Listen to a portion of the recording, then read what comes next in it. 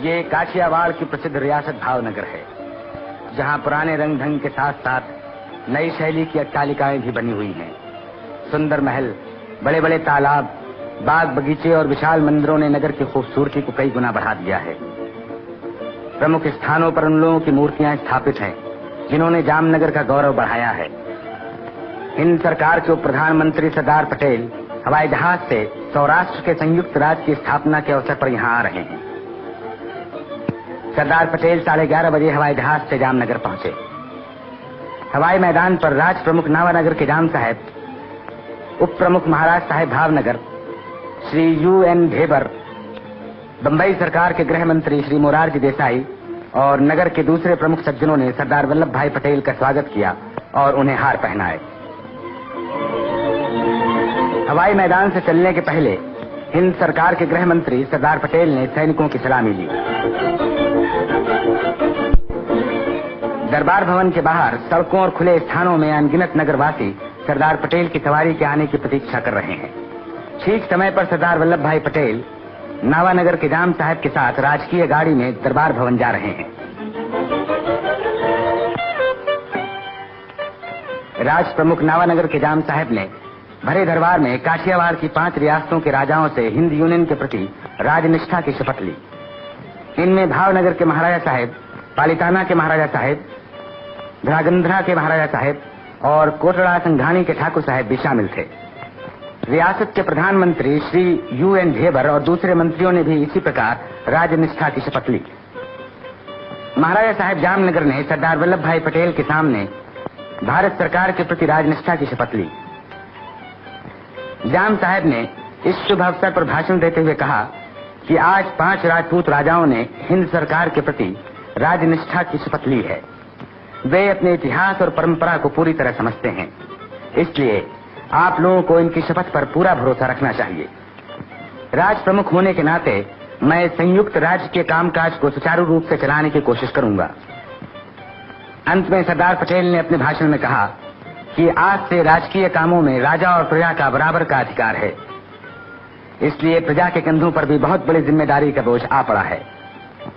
सौराष्ट्र के पुनर्जन्म के साथ ही यहाँ के निवासियों का कर्तव्य है कि वे बापू के दिखाए हुए मार्ग पर चलकर इस नवीन सौराष्ट्र को सदा के लिए फलता फूलता बनाएं। सरदार पटेल दरबार भवन का कार्यक्रम समाप्त होने के बाद जनता को दर्शन देने के लिए बारजे पर पधारे। गांधी चौक में हजारों नर नारी सरदार पटेल के दर्शनों के लिए जमा थे। उस समय जनता के सामने भाषण में सरदार पटेल ने राजा और प्रजा के नए संबंध पर बोलते हुए कहा कि आज से प्रजा पर जिम्मेदारी का बोझ जो आया है, उसे पूरी तरह सफल बनाने के लिए आप लोग बापू के उपदेशों को हमेशा अपने सामने रखें।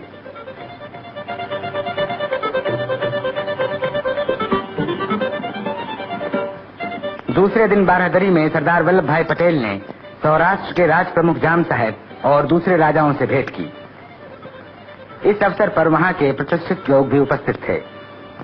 अंत में सरदार पटेल और राज प्रमुख दरबार भवन में पधारे, जहां नगर के प्रमुख निवासियों ने नावानगर के जाम साहब को एक सुंदर मंजूषा भेंट किया। जाम साहब ने नगरवासियों के प्रेम और श्रद्धा के लिए उन्हें धन्यवाद दिया। सरदार पटेल ने इस अवसर पर भाषण देते हुए कहा कि मैंने बापू की दी हुई शिक्षा के अनुसार, अर्थात प्रेम और आपस के मिलाप के आधार पर चलना सीखा है। राज प्रमुख नावानगर के जाम साहब और काठियावाड़ के राजाओं ने भी बापू के बतलाए हुए मार्ग पर चलना स्वीकार किया है। मुझे पूरी आशा है कि एक बार फिर से राजाओं और प्रजा की पंचायतों में वो संबंध स्थापित हो जाएगा जो पुराने युग में था। मुझे नए सौराष्ट्र के नेताओं पर पूरा भरोसा है और मुझे विश्वास है कि वे इस कार्य को सफल बनाकर संसार के सामने एक आदर्श रखेंगे।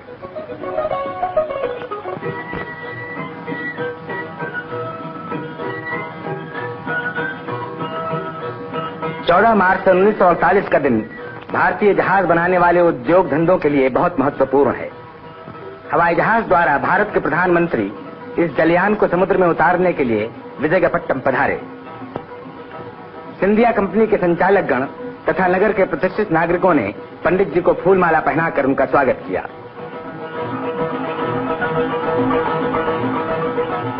नौसेना की सलामी लेने के बाद पंडित जी सिंधिया स्टीम नेविगेशन कंपनी की ओर चल पड़े।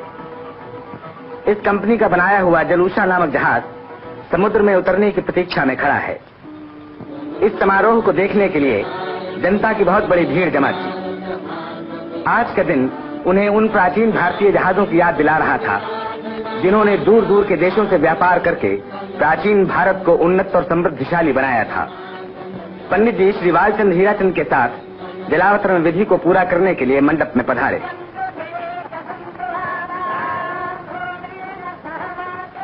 पंडितों ने जहाज को समुद्र में उतारने के समय वैदिक मंत्रों का पढ़ना आरंभ किया।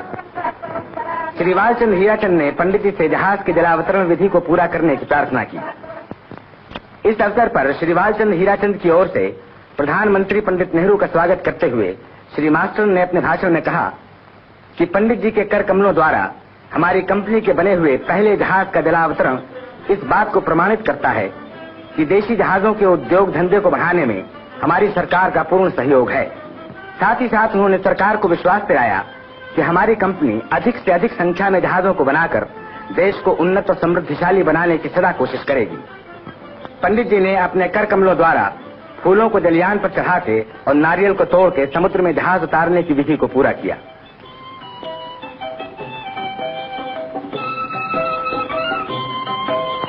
हिंद महासागर के वक्षस्थल को चीरता हुआ जलूषा भारत की कीर्ति पताका समुद्र पर फहराने के लिए चल पड़ा।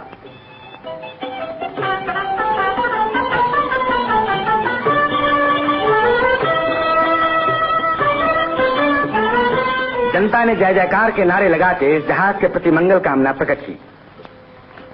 पंडित जी ने इस अवसर पर भाषण देते हुए कहा कि हमारा देश समुद्र और पर्वत के बीच में बसा है। ये समुद्र और पर्वत हमारे देश के माता और पिता हैं। इसलिए हमें अपनी माता से निडर होकर उसकी गोद में खेलते हुए प्राचीन भारत के खोए हुए गौरव को फिर से लौटा लाना चाहिए।